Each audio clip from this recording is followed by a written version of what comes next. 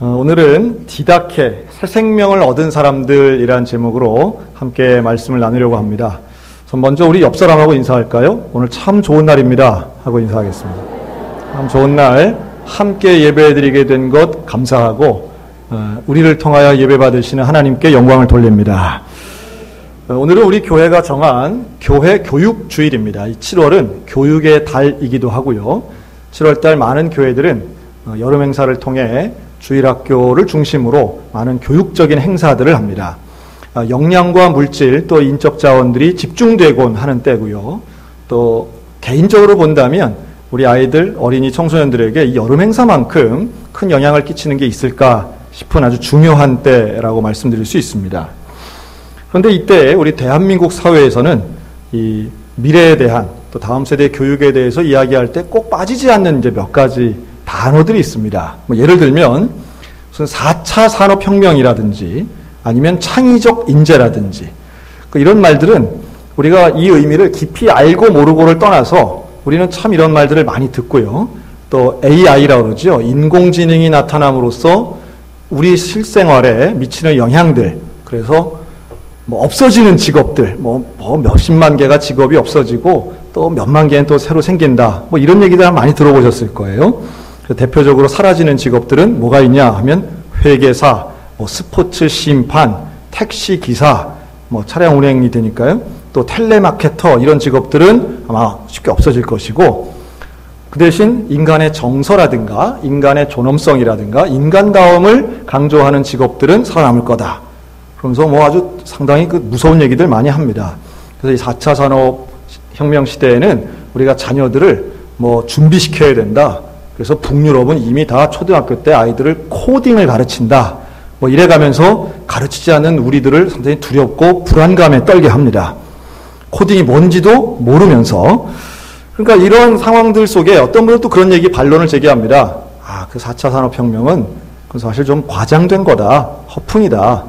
아무리 세상이 바뀌어도 스마트폰 없는 전 세계 절반 넘는 나라에서는 그거 아무짝에도 소용없다. 이렇게까지도 극단적으로 얘기하시는 분들도 있습니다.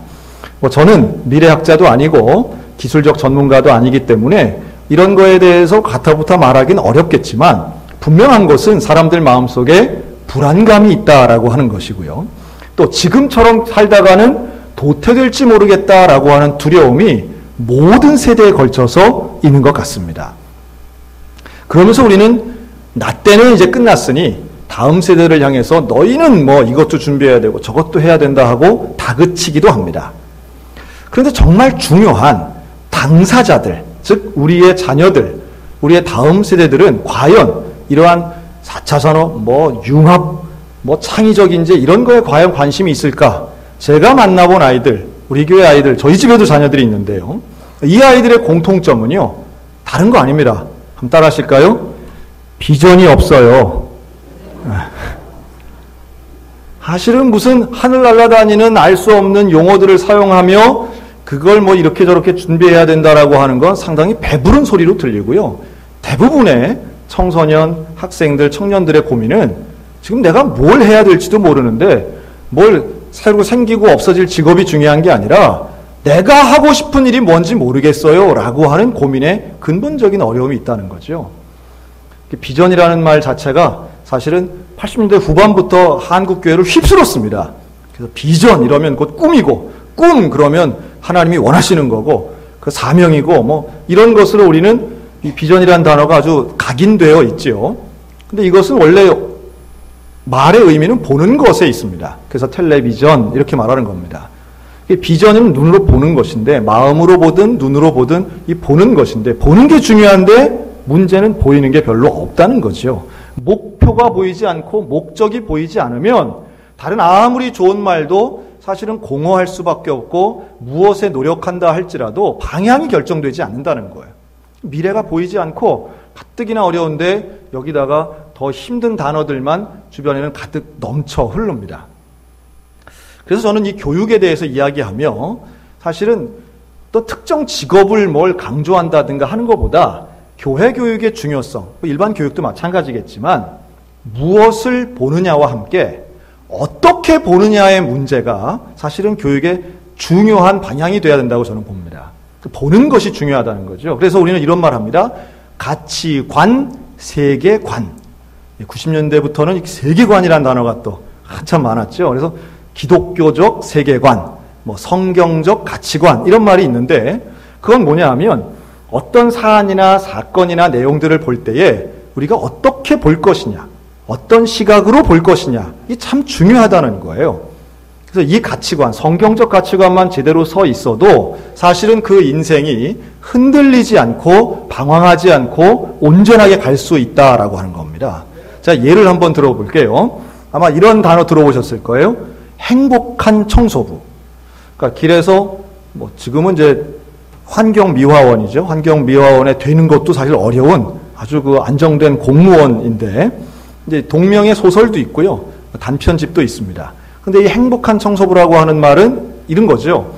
어떤 분은 청소를 하면서도 아유, 이 더럽고 힘드네 하고선 불평하면서 청소하시는 분이 있는 반면에 어떤 분은 휘파람을 불면서 아주 즐겁게 청소를 하시더라는 거죠. 그래서 물어봅니다. 당신이 행복한 비결이 뭡니까? 그때 이 즐겁게 콧노래를 부르던 분이 뭐라고 대답하느냐 하면 예, 나는 지금 먹고 살려고 이거 하는 게 아니라 지금 나는 지구의 한 부분을 깨끗하게 정리하고 있는 중입니다. 그래서 인류 발전에 이바지하는 중입니다. 이렇게 얘기하더라고요. 좀 심하다 할 정도이지만 자기 자신을 보고 내가 하는 일을 어떻게 보는가를 아주 잘 보여주는 사례라고 생각이 듭니다. 어떤 사람은 아주 큰 월급 받으면서도 아유, 난 돈 때문에 하지 이거 아무 의미 없어요. 이런 사람이 있는 반면에 어떤 분은 돈을 받지 않은 자원봉사를 하면서도 이것이 훌륭하고 내게 의미 있는 일이라고 이야기한다면 과연 누가 온전한 삶을 살고 있겠느냐는 거예요. 보는 시각이 중요한데요. 시각을 조금 객관화할 필요가 있습니다. 다른 말로 하면 조금 멀리서 볼 필요가 있다는 거예요. 어느 만큼 뭐냐 하면 높이 올라가면 시각이 좀 달라집니다. 비행기를 한번 타보면요. 비행기를 타고서 이렇게 올라가 보면 이제 대한민국이 밑으로 보이잖아요. 그러면 어떤 생각이 드냐? 야, 한번 따라할까요? 인생이 별거 아니네. 이런 생각이 듭니다. 사실 올라가서 보면 야, 저기서 이렇게 폭작되는구나. 야, 대한민국 산도 많네. 이런 생각이 듭니다. 하여튼 용서하시기 바랍니다. 아유, 목사님 나는 비행기 한 번도 안 타봤는데 누구 약 올려요? 혹시 그런 분들 계시다면 용서하시고 빠른 시일 내에 비행기 탈지어다. 그런데 어쨌든 조금 올라가서 아마 이래서 산에 올라가면 호연지기가 길러진다 이런 말을 하는 것도 좀 의미가 있다고는 보여집니다. 높이 올라가서 내려다보면 좀 마음 자세가 좀 달라지는 거죠. 그래서 좀 다른 이야기지만 그래서 도사들이 산에 가서 있는 모양입니다. 그런데 높이 올라가면 시각이 달라지면 이 마음도 좀 달라지는 거예요. 그런데 우리가 시각을 높인다라고 할 때 제일 높은 시각은 어디가 될까요? 사람이 올라갈 수 있는 제일 높은 시각. 아마도 비행기보다 더 높이 올라가려면 우주선을 타고 우주로 나가서 지구를 딱 본다고 생각해 보세요. 여러분, 인류 역사 중에 이렇게 지구를 본 사람이 있었을까요? 없었을까요? 있으니까 찍었겠죠. 사람의 숫자는 적지만 몇 분은 선택된 아주 특별한 분들은 우주선을 타고 가서 우주공간에서 지구를 본 사람들이 있습니다. 우리나라에는 딱 한 명 있죠. 아직까지는. 이소연 씨라고 하는 우주인이 있었는데 이런 분들은 이제 우리는 우주인이라고 부릅니다. 외계인이 아니라 우주인, 우주를 갔다 왔다. 근데 여기에 대해서 연구를 한 책이 있습니다. 뭐냐 하면 정말 다른 사람은 아무도 경험할 수 없는 이 특별한 경험인데 이 특별한 경험을 한 사람들은 과연 어떤 변화가 있을까? 즉 우주까지 가서 지구를 딱 쳐다보기 전과 쳐다봤을 때에 사람의 어떤 심리적 변화가 있는가를 연구한 거예요. 우주인들을 대상으로 했더니 변화가 있더라는 거예요.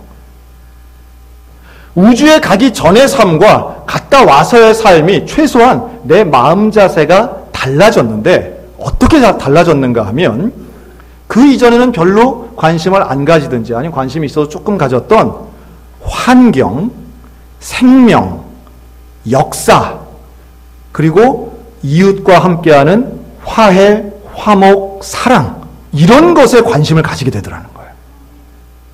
왜 그랬을까요? 이 우주의 위대함과 그 자연의 어마어마하게 큰 규모 앞에 내가 겸손해지더라는 거예요. 그래서 이것을 연구한 책이 바로 The Overview Effect라는 책입니다. 이걸 우리나라에서는 조망 효과라고 말을 하던데요. 그러니까 이건 뭐냐 하면 시각을 달리하면 태도가 달라지고 관점이 달라지면 내 마음이 달라진다는 거예요. 우리는 우주까지는 갈 수 없는데 그래도 성서적 입장에서 본다면 그런데 우주보다 더 큰 시각이 있죠. 이거보다 한 단계 더 높은 시각이 있습니다. 한번 따라할까요? 하나님의 시각으로 바라보자. 여러분 우리가 우주보다 더 크신 여호와 하나님의 시각으로 우리의 인생을 바라보면 분명히 바뀌게 될 줄로 믿으시기 바랍니다. 그러니까 내가 지금 고민하고 있는 것 하나님의 시각으로 보면 그게 고민할 거리인가? 또 내가 지금 살아가고 있는 방식과 태도가 과연 하나님의 시각으로 볼 때는 그게 온전한 것일까? 라고 하는 생각을 가진다면 하다못해 산꼭대기에 올라가도 하다못해 우주선을 타고 가도 바뀔 수 있는 마음이 하나님의 시각을 갖게 되면 분명히 변화될 줄로 믿습니다. 이것을 오늘 본문은 조금 다른 말로 이렇게 표현합니다. 한번 따라할까요? 하나님과 화평을 누리자. 하나님과 화평을 누린다라고 하는 이 말의 뜻 자체가 하나님의 마음이 곧 나의 마음과 일치한다는 거예요. 하나님이 원하시는 것을 보고 하나님이 기뻐하는 것을 나도 기뻐한다라고 하는 태도의 변화입니다. 그러니까 하나님이 싫어하는 건 나도 싫어해야 되는 거예요. 하나님이 좋아하는 걸 좋아하고 하나님이 싫어하는 걸 싫어하는 그 인생 온전해질 줄로 믿습니다. 그게 거룩한 삶이고 그게 온전한 삶이 되는 거죠. 그래서 무엇을 바라며 사는가? 우리 인생에 소원이 있습니다. 그 소원은 5장 2절에 보면 하나님의 영광을 바라고 즐거워하느니라. 여러분 뭘 가지고 즐거워하시고 무엇이 우리 인생의 소원이 되겠습니까? 하나님의 영광이 인생의 소원과 즐거움의 시작 되시기를 주님의 이름으로 축복합니다. 근데 우리는 가끔 이걸 거꾸로 할 때가 있어요. 그러니까 하나님의 영광이 내 기쁨 되는 게 아니라 내 기쁨이 하나님의 영광이 될 줄로 착각할 때가 있어요. 이거 그냥 나만 좋은 건데 내가 기쁜 일인데 그러면 하나님께도 영광 되는 거 아닙니까? 예를 들면 어디 대회 가서 1등을 했어요. 물론 좋은 일이죠. 기쁜 일입니다. 그런데 내가 1등하거나 내 자식이 1등한 것이 하나님께 영광이 되기 위해서는 그 앞에 있는 삶이 더 중요하다는 거예요. 우리는 사람들은 성취를 봅니다. 그래서 저 사람 대단해. 이런 것도 했어. 1등 했대. 야 대단하네. 장학금 탔대. 대단하네. 야 어디 텔레비전 나왔대. 유명해졌대. 대단하네. 라고 이야기할 수 있겠지만 그건 사람들이 보는 시각입니다. 그러나 우리는 그것이 하나님께 영광이 되기 위해서는 그 앞에 과정도 정당해야 되고 정직해야 되고 거룩해야 되며 하나님의 방법을 사용해야 된다라는 말씀이죠. 그런데 온갖 그 오르기 위해서 타협하고 술수 부리고 거짓말한다면 그것은 하나님께 영광 되는 것이 아니라 오히려 하나님의 영광을 가리는 일이 될 수 있다는 거예요. 반대, 하나님의 영광을 위해 오히려 내 것을 손해보고 내 명예가 떨어지고 내가 오해받고 때로는 감옥에 들어가고 어려운 일을 당한다 할지라도 그것은 하나님의 영광을 바라고 즐거워할 수 있다면 그게 진짜 그리스도인의 삶이라면 그게 하나님의 영광이 되는 거예요. 우리가 이걸 즐거워해야 되는 것입니다. 그죠?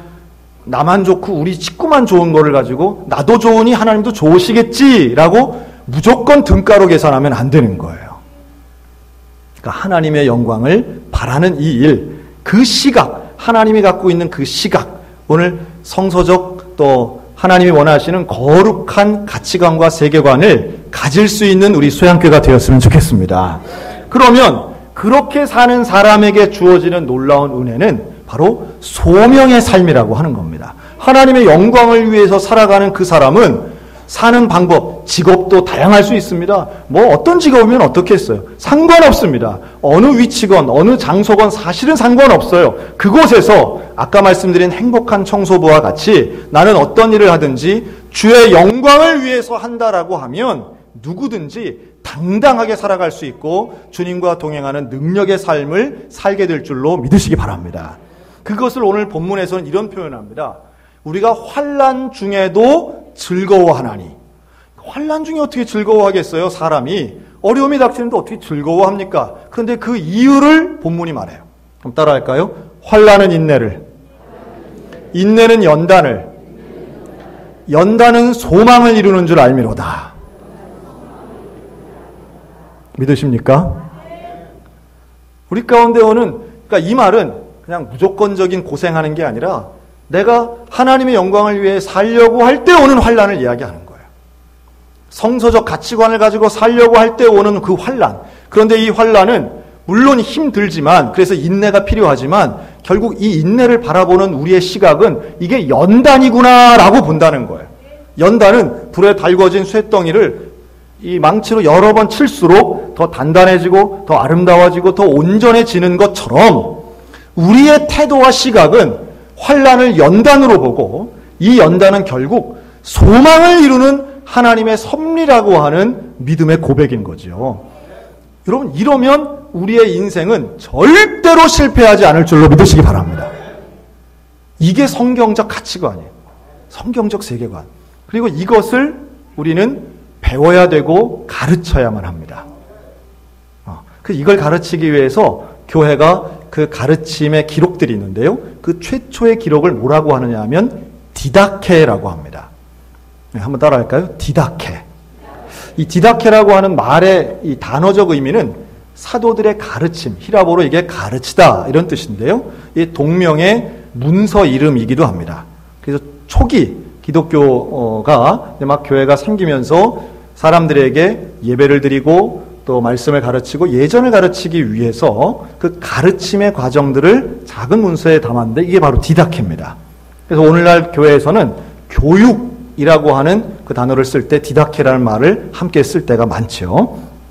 그런데 이 디다케는요, 나와 함께 살아가는 가족들, 또 나의 다음 세대들은 물론이고 모든 교우들이 함께 배우는 겁니다.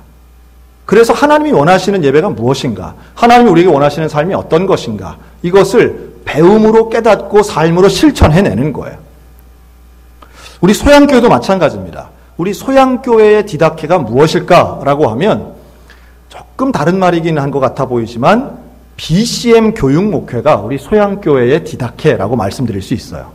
그럼 또 이제 아이고야, 또 BCM은 또 뭐야? 아유, 가뜩이나 이게 졸린데 피곤한데 교회 와서 또 모르는 단어 또 나왔네.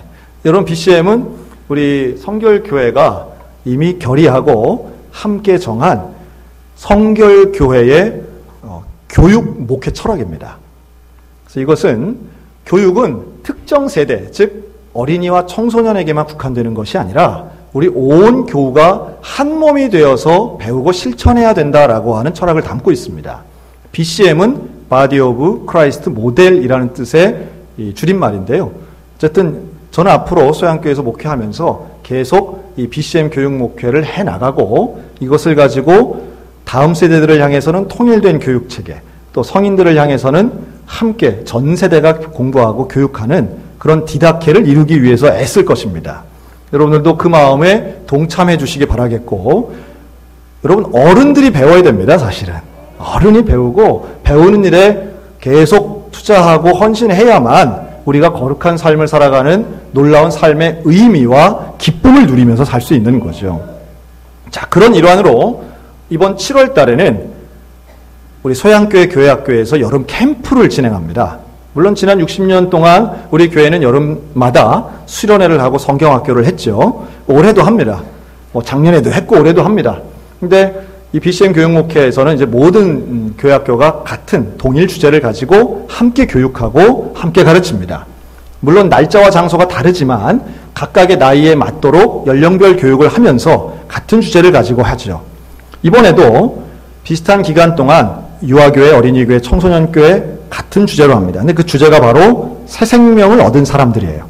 그래서 제가 5개 교회와 함께 협력해서 이 패치를 만들어서 저도 붙였습니다. 우리 선생님들이 이제 이걸 붙이고 새 생명을 얻은 사람들의 주제에 맞춰서 이번 여름 행사를 할 겁니다. 이번에는 3개과를 통해서 하는데요. 이 3개과는 예수님을 만나서 새 생명을 얻은 사람들에 대한 이야기를 중심으로 교육을 합니다. 그래서 1과는 사마리아 우물가 여인이고요.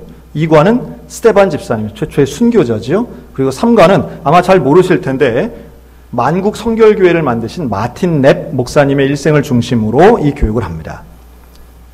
새 생명을 얻었던 이 우물가 여인이 어떻게 변했는가? 또 새 생명을 얻기 위해 얻은 이 스데반 집사님이 어떻게 사명을 감당하는 능력 있는 삶을 살았는가, 또 다른 사람들에게도 역시 새 생명을 증거하는 전도의 삶, 선교의 삶을 마틴넷 목사님이 어떻게 살았는가가 그 중심이 될 것입니다. 함께 하진 못하시더라도 이번 일정은 이제 오면 주보에 나와 있습니다.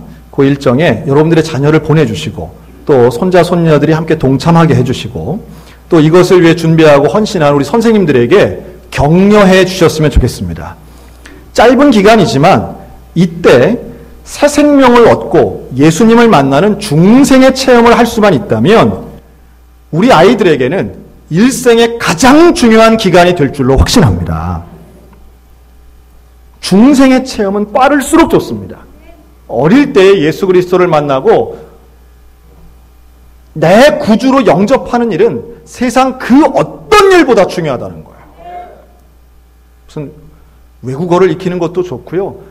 밀린 학업을 발전한 것도 좋고, 다른 데 가서 어떤 적성이나 인성이나 이런 걸 기르는 어떤 교육을 받는 것도 다 좋지만, 그러나 생명이 걸려있는 이 영적 교육, 영적인 디다케를 포기하지 마시고 외면하지 마시라는 말씀을 드리고 싶습니다. 여기에 대해 이러한 교회 교육이 온전해지면서 우리 가정도 온전해지고 개인의 삶도 사실은 온전해질 수 있습니다. 여러분, 조금 다른 얘기 같지만 이 카지노에 가면 없는 것 3가지가 있다고 그러죠. 시계, 거울, 창문. 카지노가 뭔지 모르시는 분은 축복이 있으라. 근데 카지노같이 이런 도박하는 곳에는 시계, 거울, 창문이 없답니다. 근데 이 3가지의 공통점은 뭐냐 하면 자기를 돌아보는 것들이에요. 예를 들어볼까요? 여러분, 막 도박하시는 분이 거울에 비친 자기 모습을 딱 볼 때에 그게 멋있어 보이겠습니까? 한심해 보이겠습니까? 눈 뻘게 가지고 이러고 있는 게, 누가 봐도 그건 좋아 보이는 모습이 아니죠. 누가 봐도 그건 후회할 모습인데, 그렇기 때문에 거울을 치운다는 거예요. 창문이 있으면 아이고 해가 떴네, 혹은 창문에 비친 자기 모습을 볼 수 있기 때문에 이것도 없애고요, 시계도 없앤답니다. 교회에서도 누가 은혜 제일 못 받아요? 시계 자꾸 보는 사람 은혜 못 받는 거예요. 그래서 우리 교회는 참 지혜롭게 시계를 저 뒤에 저만 볼 수 있게 붙여놨어요. 생각해보면 이런 모든 장치, 그리고 그럼 뭘 두느냐? 이런 카지노 같은 곳에는 음료나 술이 거의 공짜처럼 막 제공이 되고요. 오로지 그 도박에만 집중할 수 있는 최적의 환경을 만든다는 거 아닙니까? 세상의 문화가 그런 거예요. 나를 돌아보는 시간을 잘 주지 않습니다. 자기를 반성하고 자기를 온전케 만드는 시간과 여유를 주지 않고 몰아붙이는 거예요. 때로는 자극적이고 때로는 즐거워 보이고 때로는 화려해 보이는 것으로 우리의 눈과 우리의 생각을 매료시킵니다. 그 대표적인 것 중에 하나가 스마트폰이 아닐까 생각이 들어요. 여러분, 스마트폰 언제까지 봐요? 여러분, 제발 부탁인데 침대 위까지는 올라가지 마시기 바랍니다. 침대 위까지 갖고 가서 잘 때까지 그걸 보는 사람들이 점점 많아지고 있습니다. 밥 먹을 때 스마트폰 보지 않습니까? 할 때도, 운동할 때도, 운전할 때도. 아니, 스마트폰과 떨어지는 시간을 전혀 고려하지 않고 생각조차도 하지 못하는 이 시대에 참 안타까운 마음이 있어요. 스마트폰은 분명히 유용하고 또 많은 곳에 쓰임새가 많고 유익하기도 하겠지만, 그러나 그 반대적인 것들도 참 많습니다. 참 어려운 거예요. 그래서 과거엔 휴대폰이라고 지금 스마트폰이라고 하지만 수련회 가서 제일 어려운 게 아이들로부터 이 스마트폰을 잠시라도 수거하는 것 진짜 어려운 일이에요. 왜냐하면 그게 자기라고 생각하기 때문에 떨어지지 않으려고 하는 사람들이 많습니다. 본인이라고 생각해요, 스마트폰을. 그러나 진짜 나를 돌아보는 그 자기 반성, 자기 발견이 얼마나 중요한가, 여러분, 이것이 디다케를 통해 깨달아지는 것입니다. 그래서 참된 나를 발견하는 것, 그리고 하나님을 만나는 것, 이것이 우리 소양교회의 교육의 목표고 방법이어야 된다는 말씀이죠. 나를 발견하면 어떻게 돼요? 나는 죄인이고 나는 하나님 없이는 살 수 없는 존재임을 깨닫는 것입니다. 나를 발견할수록 겸손해지는 거죠. 하나님의 시각으로 볼 때에 내가 얼마나 부족하고 하나님의 도움이 필요한 존재인가를 절실히 깨달을 수 있는 거예요. 이 가치관이 필요한 거죠. 그리고 하나님을 만나는 순간 하나님을 보고 하나님의 시각으로 세상을 보면 그때부터는 사랑을 베풀고 남을 돕게 되고 하나님이 원하시는 진짜 사랑과 정의의 균형 있는 삶, 성결한 삶을 살게 될 줄로 믿습니다. 그러면 그 사람의 소득이나 지식이나 학벌이나 직책이나 이런 것과는 상관없이 가장 하나님이 인정하시는 훌륭하고 온전한 삶을 살 수 있을 것이고, 그 소명의 마음을 심어주는 게 우리 소양교회의 교육의 목표라고 하는 거예요. 어느 교회 옛날에 갔더니요, 현수막이 붙어 있더라고요. 딱 붙어, 제가 직접 본 겁니다. 우리 자녀 재벌 되게 하소서. 제가 봤던 예배당하는 현수막 중에 가장 강력했습니다. 우리 교회 자녀들은 재벌 되게 해달라는 거예요. 뭐 재벌이 나쁜 건 아니라고 봅니다. 저도 뭐 우리 교회 교인 중에 재벌이 있으면 저도 좋겠어요. 예. 그러나 재벌 되는 것이 교회 교육의 목표라든가 신앙의 최종점이 되어서는 안 된다는 겁니다. 여러분, 우리의 삶의 목적은 무엇입니까? 내 자녀를 열심히 공부시키는 목표는 과연 무엇입니까? 교육을 통해서 이루고 싶어하는 그 지향점이 어디에 있으십니까? 우린 그것을 잃었기 때문에 사실은 똑똑하고 유능하고 훌륭한 분들이 짓는 범죄의 세상을 보는 거예요. 제가 아까 4차 산업혁명 얘기했지 않습니까? 그런데 바로 최근에 이번 달에 나온 그 외신에 의하면 그러한 IT 기업, 가장 최첨단을 걷는다는 실리콘밸리에 있는 기업들이 최근에 뭐 사건들이 뻥뻥 터져 나오는데 되게 뭐냐 하면 되게 성추행 스캔들이었어요. 그래서 뭐 차량 공유 회사죠. 제일 잘 나가는 가치 있다는 우버라고 하는 회사의 CEO 바로 지난주에 사임했습니다. 아주 지탄을 받고 사직했어요. 또 500 스타트업이라고 하는 아주 그 중요한 그 투자 회사가 있는데요. 거기 CEO도 역시 비슷한 것으로 쫓겨났습니다. 돈 많은 젊은 남자들이 갖는, 똑똑한 사람들이 갖는 그 삐뚤어진 엘리트 의식, 내 마음대로 해도 되고 천재 소리 들으면서 하는 그 무분별한 행위들은 결국은 교육이 잘못됐다기보다 교육적 가치가 잘못됐다라고 봐야 되겠죠. 헛똑똑이를 양산하면 안 되는 겁니다. 여러분, 음란한 천재를 만들어서야 되겠습니까? 그런 것이 아니라 거룩한 인재고 소명감 있게 살아가는 하나님의 사람을 키우는 우리 소양교회 디다케 위해서 기도하시고 함께 참여하셨으면 좋겠습니다. 여러분, 세상을 이기는 것이 지식이 아니에요. 세상을 우리는 많이 알고 시대를 앞서가야 되고 그래야지 이기는 것으로 생각하지만 요한일서 5장엔 그렇게 말씀하지 않습니다. 자, 같이 읽겠습니다. 요한일서 5장 시작. 무릇 하나님께로부터 난 자마다 세상을 이기느니라. 세상을 이기는 승리는 이것이니 우리의 믿음이니라. 아멘. 너무 고루한 이야기 같아 보이지만 하나님께로부터 난 사람, 즉 성경적 가치관을 가지고 하나님과 화평을 이루고 하나님의 시각을 가지고 보며 소명의식 가지고 살아가는 그 사람이 세상을 이기게 될 줄로 믿습니다. 세상을 이기는 승리는 우리의 믿음이라고 했어요. 행함이 있는 믿음이지요. 주님과 함께 가는 믿음이고 실천하는 믿음입니다. 여러분, 그 사람을 세상이 꺾을 수가 없어요. 세속적 가치가, 자본주의가 이런 사람을 이겨낼 수가 없습니다. 어떤 경우에도 주님의 손을 붙잡고 나아가는 승리하는 그리스도인들이 되시기를 바랍니다. 저의 목회의 최종 지점도 그런 거죠. 우리가 자녀를 위해서 기도하고 축복할 때도 세상을 이기는 성결한 그리스도인이 되게 해달라고 기도하는 겁니다. 세상에 치거나 그저 유혹에 휩쓸리거나 이리 팔랑 저리 팔랑하는 인생이 아니라 성경적 기준을 가지고 하나님의 자녀답게 살아가는 거예요. 세상을 이기는 그리스도인, 성결함을 가지고 성경적 가치관을 가지고도 얼마든지 이 세상에서 의미 있게 또 능력 있게 존경받으며 살아갈 수 있음을 보여주는 우리 소양교회의 다음 세대가 되었으면 좋겠습니다. 여러분, 가정에서도 역시 마찬가지로 이 디다케를 온전히 세우셨으면 좋겠어요. 하나 더 넘겨주세요. 요 사진은 제가 특별 새벽 기도회 때 찍힌 건데요. 자녀를 위해서 기도하는, 우리 아이들을 위해서 기도했던 장면이에요. 성결한 그리스도인 되게 해달라고 기도합니다. 본인이 노력해서 재벌이 될 수 있다면 좋겠죠.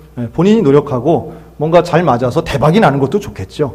그러나 우리 소양교회 교육의 목표는 그런 것이라기보다는 어느 위치건 어떤 직장이건 어떤 직업이건 하나님의 소명의 의식을 가지고 하나님의 시각으로 온전하고 거룩하게 살아가는 믿음의 성도를 키우는 일입니다. 여기 있는 우리 모든 가정들 가운데 제대로 볼 수 있는 신앙의 영적인 눈을 가지고 자녀를 축복하여 교육에 성공하고 함께 자라가는 믿음의 가정들, 믿음의 성도들 다 되시기를 주님의 이름으로 축복합니다. 아멘.